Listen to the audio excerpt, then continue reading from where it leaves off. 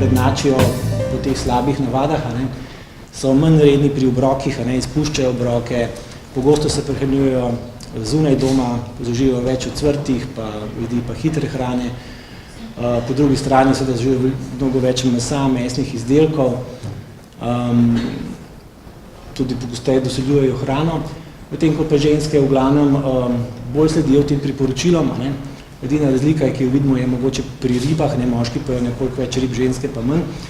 In pa ženske pogosteje posegajo po sladkarijah oziroma sladkem pecivu, tako da bi lahko rekli nekako, da imajo moški bolj tak beljakovinsko maščobni tip prehrane, ženske pa bolj tak zelenjavno-sadni pa malo sladkobni tip prehrane.